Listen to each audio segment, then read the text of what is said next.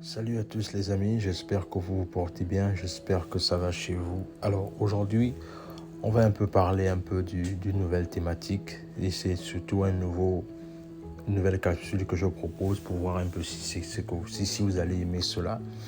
Alors aujourd'hui, on va un peu parler de la nécessité du père dans l'élévation d'un enfant, c'est-à-dire la réalité, c'est qu'on ne parle pas assez de l'importance du père et je trouve que c'est pas juste.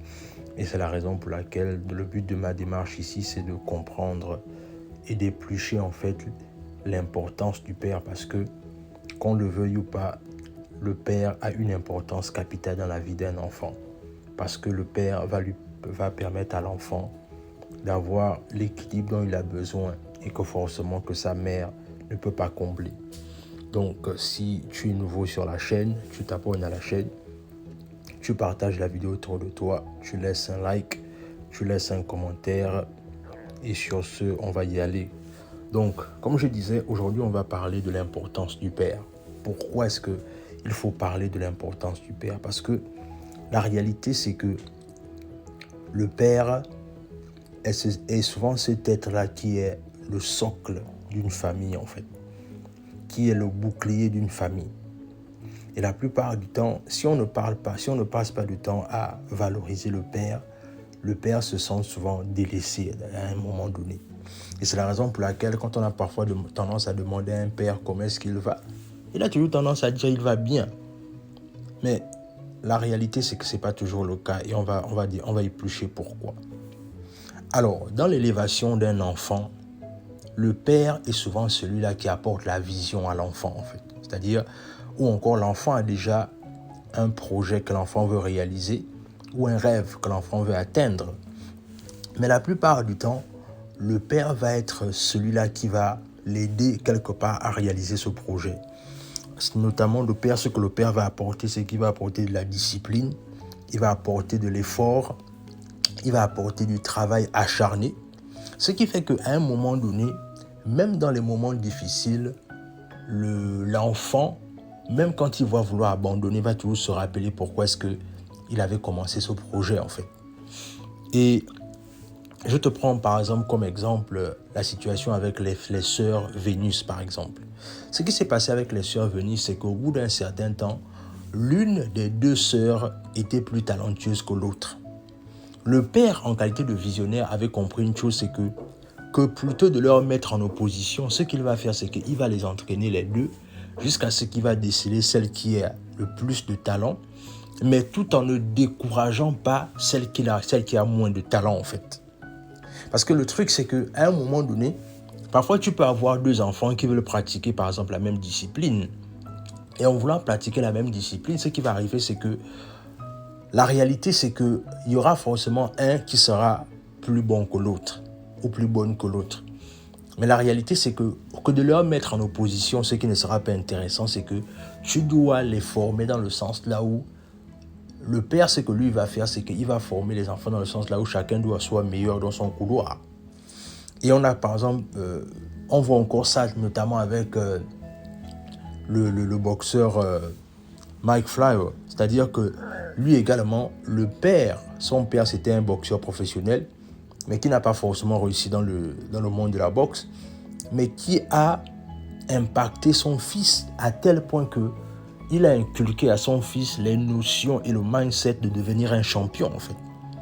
Et la réalité, c'est qu'aujourd'hui, au-delà du fait que Mike Flyer, c'est quelqu'un qui est orgueilleux, mais c'est parce que c'est quelqu'un qui a gagné beaucoup de confiance en lui.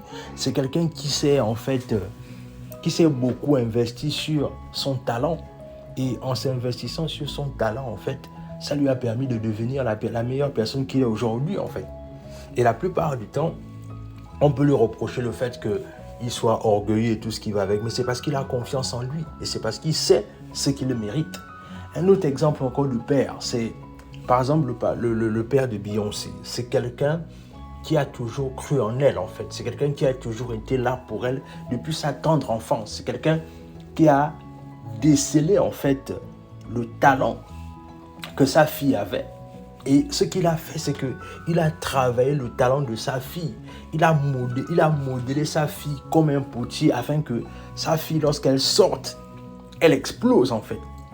Et c'est même lui quelque part qui va être à l'origine du groupe les Destiny Child. Donc, la réalité, c'est que les pères sont souvent en fait ces canaux en fait qui permettent à l'enfant de s'élever et de véritablement prendre son envol.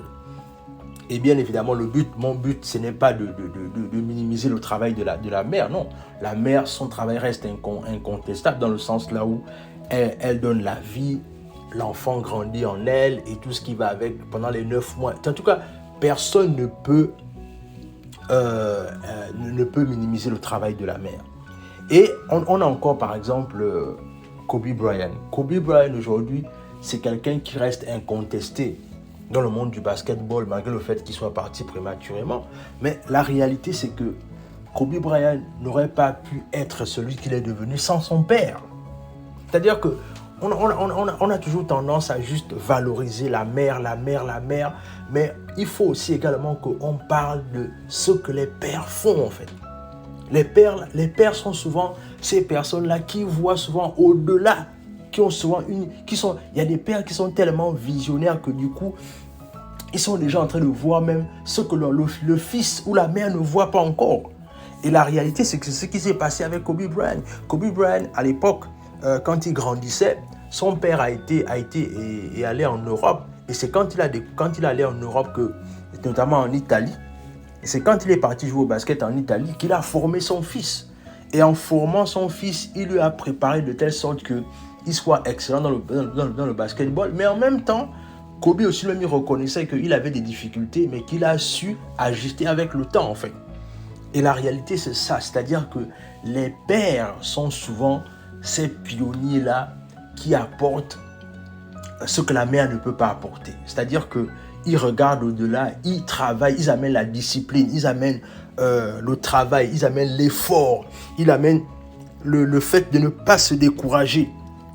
Et bien évidemment, c'est comme ça que si tu formes bien ton enfant, en fait, dans le long terme, ton fils ne va être que celui que tu auras voulu qu'il devienne en fait. C'est-à-dire, c'est aussi simple que ça. C'est-à-dire, si tu travailles bien sur l'éclosion de ton enfant, la réalité c'est qu'il sera quelqu'un de digne dans la société de demain. Mais en même temps aussi, si tu travailles mal sur ton fils, ne t'étonne pas, ou sur ta fille, ne t'étonne pas pour qu'il devienne celui qui devienne dans la société. La réalité c'est que on ne veut pas peut-être dire ça assez, mais le succès, c'est pas quelque chose qu'on naît avec. Le succès, ça se travaille.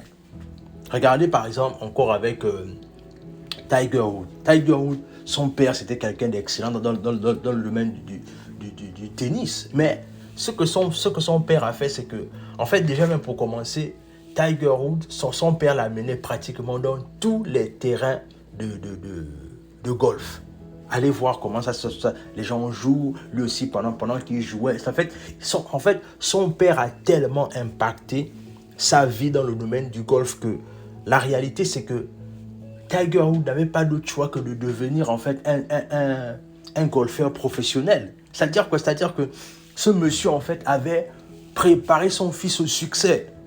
Et c'est ce qu'il est important de savoir. Il est important de savoir que le succès, on ne naît pas avec. La réalité, c'est que le succès, ça se travaille, les amis.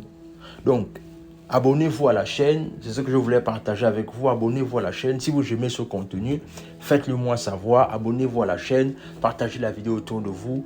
Laissez un like, laissez un commentaire. Et sur ce, on se dit à la prochaine.